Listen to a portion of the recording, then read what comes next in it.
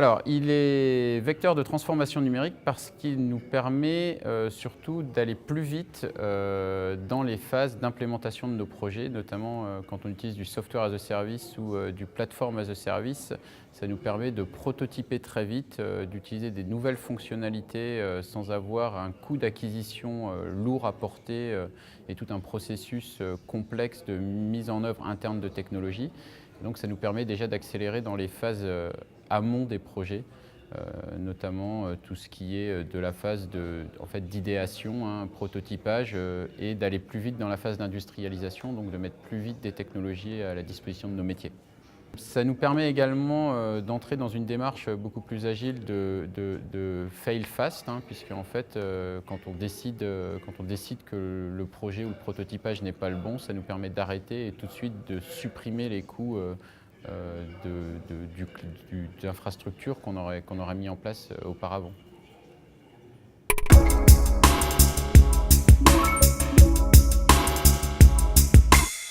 Alors oui, le cloud est forcément source d'optimisation des coûts, parce que s'il n'y avait pas d'optimisation des coûts, je pense qu'on serait beaucoup moins serein sur le fait d'y aller massivement.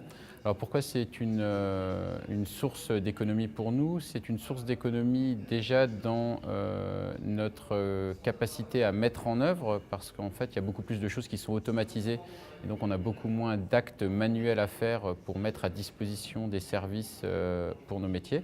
Et puis la deuxième chose, c'est qu'on paie à l'usage. Et donc aujourd'hui, on a quand même pour la partie du parc informatique qu'on a migré dans le cloud, qui reste une petite partie par rapport à l'entièreté de notre patrimoine. Pour cette partie, on a à peu près 50 à 60% de nos serveurs qui sont éteints la nuit. Donc c'est de l'infrastructure qu'on payait avant 24 heures sur 24. Aujourd'hui, on la paye 8 par 5. Et ça, c'est quand même c'est une baisse significative des coûts informatiques.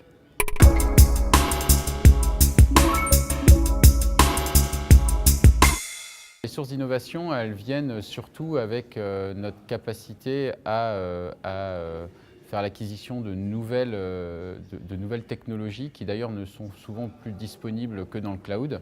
Alors on peut parler notamment de l'IoT et du big data, où en fait on peut acheter de la plateforme, donc acheter toute une partie de socle technologique déjà configuré pour nos usages.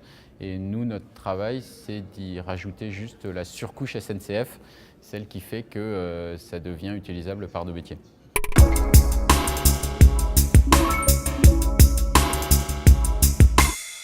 Évidemment, et je pense que beaucoup d'entreprises sont passées par là, c'est tout ce qui tourne autour de la collaboration et des communications unifiées. Donc on a fait le choix d'Office 365 sur l'ensemble des couches, depuis la messagerie en passant par SharePoint, Skype, mais aussi un réseau social d'entreprise qui est beaucoup utilisé, Yammer.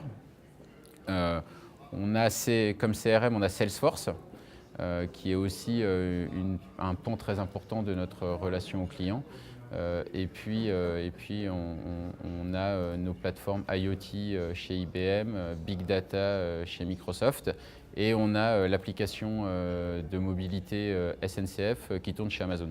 Donc on est multi-cloud et on y va résolument.